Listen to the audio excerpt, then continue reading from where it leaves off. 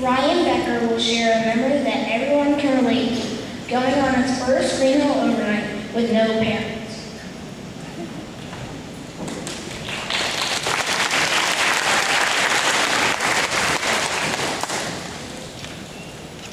I stepped up the large block-like steps onto the bus. It was time for the first grade camp out.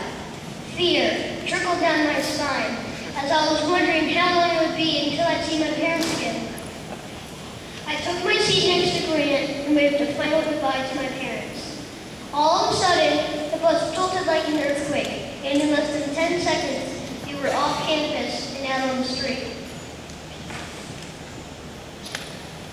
Fear wouldn't leave my body as I continued to think the same thought. When will I see my parents again? All I had to keep me busy on the long ride were a few games and Grant.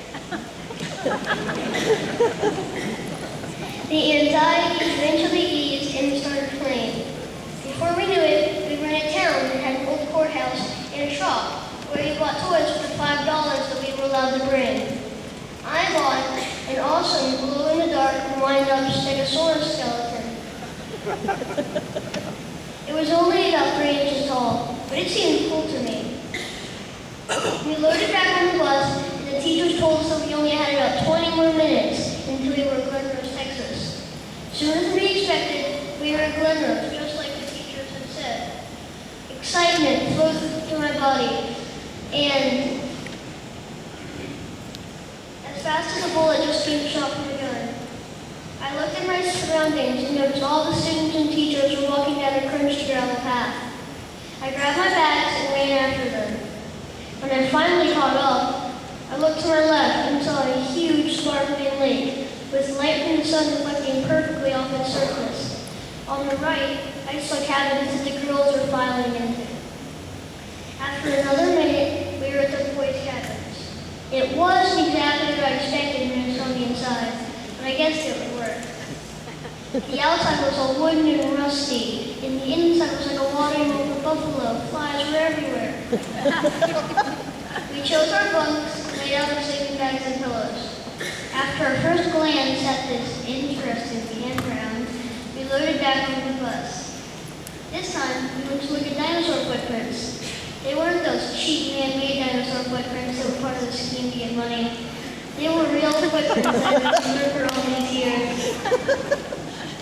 After that, we headed to dinner, and the food was great. It was just like the food at the Green Hill cafeteria.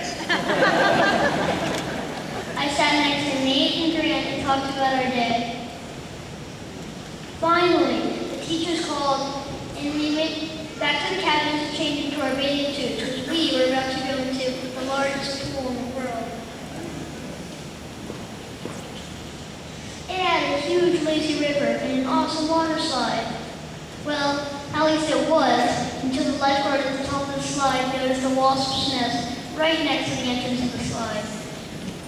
We left the pool, changed into our pajamas, and went to the auditorium for a town show and a video. About halfway through the video, I struggled to stay awake, but hey, I'll take that kind of tired any day of my life. This was the best first without parent camp out ever.